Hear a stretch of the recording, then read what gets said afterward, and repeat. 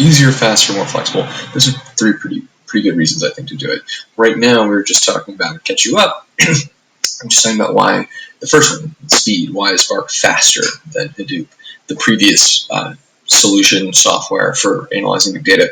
And the principal reason is because Spark is able to use memory more effectively than Hadoop is. So if you're reading from memory and you're writing into memory, then think of it like your short-term memory in your brain. It's going to be quick. If you have to go to disk, to storage, then it's going to be like, oh, what's my wife's birthday? Oh, wait, what? Like, think, shit, think, check, like, crap. So, obviously, the computer will remember, unlike you, or unlike me, but it's a bit slower.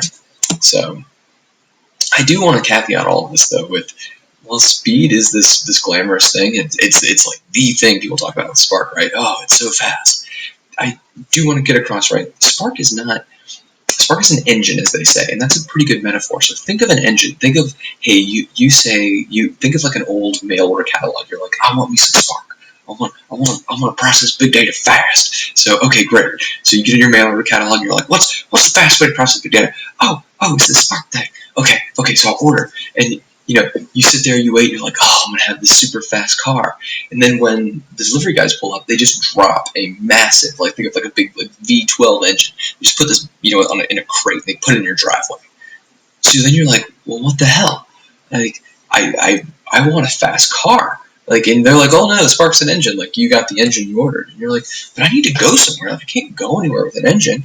So it's important to a degree, obviously, if you have a car, or if you have a framework, if you have a chassis, if you're doing things with it, if you're comfortable doing things with it. So I think it's, for someone who's just getting started, the speed is less important than the flexibility, i.e. like what kind of data you can manipulate, and then just the ease of using it. Like, how hard is this engine to install? How hard is it to actually turn it on and get it running?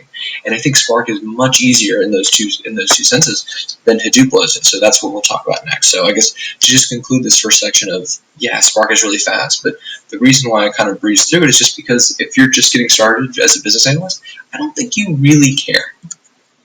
Okay, so let's talk about reason 2. Spark makes it easy to process different types of data. So what do we mean by different types of data? This is probably a big eye-opener, or at least it was for me. It was like, wait, what? There's data outside of Excel spreadsheets?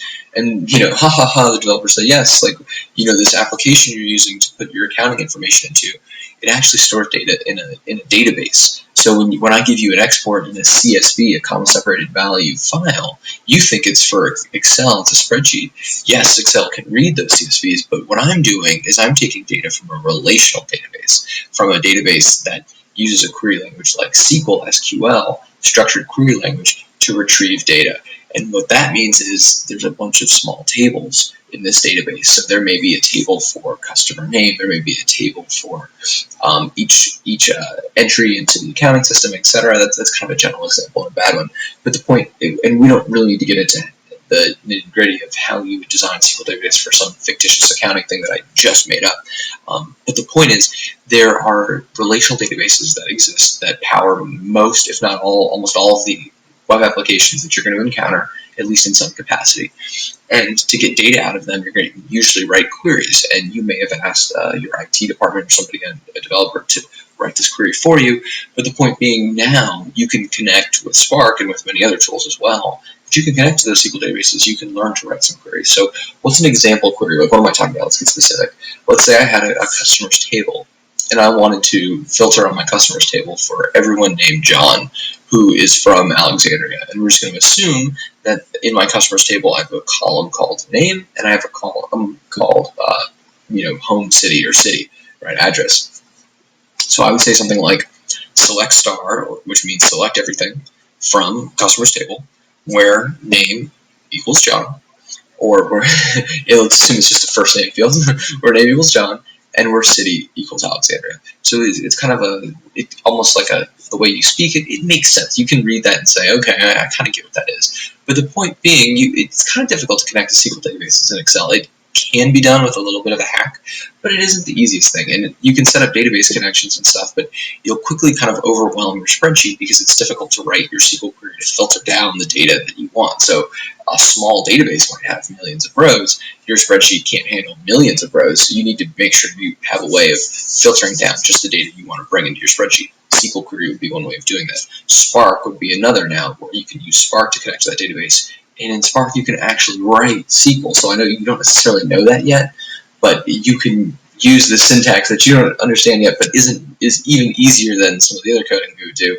You can use that directly in Spark, so that's a good thing. Bullet 3 here, web data. This is a big one we need to talk about. So most business analysts have no idea what JSON is, and that's both good and like really horrible. So the good part is you don't really interact with JSON in Excel because it's this nested kind of object-oriented format where you have arrays and objects, and we'll give an example of what that looks like later. But the point is, you're like, well, I can't analyze in Excel. It's kind of difficult, and it's really it stands for JavaScript-oriented notation. It's really for developers. It's a way of kind of representing data as objects that they can pass between, or usually with web applications, because your web browser can interprets JavaScript. So JavaScript is a very popular scripting language for the web. Here's the problem, though, is over the last few years, the last 10 years or so, there's been this explosion in web applications, right? So you think of huge companies like Twitter, Facebook, Instagram now, Snapchat, whatever. They're generating lots of data, and if you want to get your hands on that data, they'll give it to you as a random person or as a business through their API, their application programming interface. So if I wanted to download, or if I wanted to gather a bunch of tweets about who's tweeting about my business, I'm a hotel, I'm Marriott, and I want to know who's tweeting about Marriott, or who's posting pictures at a Marriott on Instagram, because I want to go back and like those tweets or reply to them if it's something bad, or I want to just, if it's, especially for Instagram, if they take a nice photo, I want to put that on my feed. So how do I do that quickly? Well, you could have somebody sit there and do it, or you could write an application to do it using an API.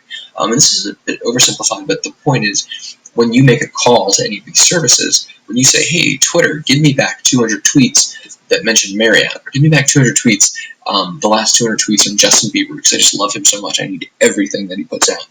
And that's another rant for the day. How does a singer have like the most Twitter followers, or second or third most? Like, he's not singing on Twitter. I don't get it. It's like, is he a poet? For another day. Anyway, so we get this response back from Twitter, and it's going to be in this format called JSON. It's going to be this kind of nested structure with lots of curly braces thing.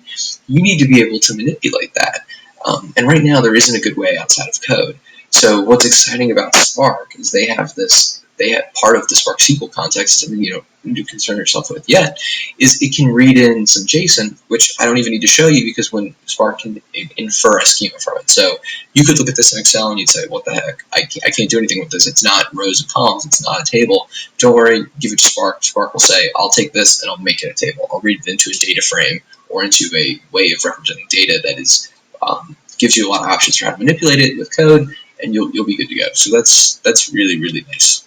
And then the last thing are these NoSQL databases. So this is a big conversation unto itself, but these NoSQL databases are a relatively recent innovation. This is the database for a Hadoop system.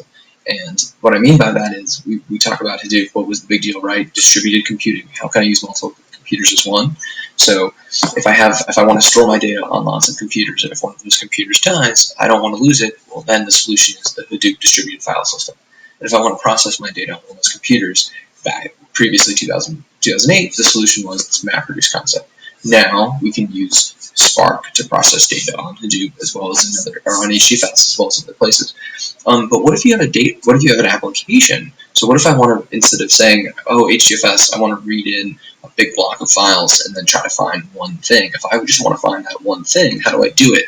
Well, the database is a great way to do that. Databases make it easy to do individual lookups. However, if you have billions of records, or even more, and you have your data split over this cluster, what kind of database would work in this distributed environment? I.e., what kind of database could sit on top of HDFS and enjoy the same fault tolerance, but still allow you to do these individual lookups? And the answer to that are these NoSQL databases. This is what stood up. And the reason they're called NoSQL is because they're schemaless. do not look like relational databases, and we'll get more into that in a second.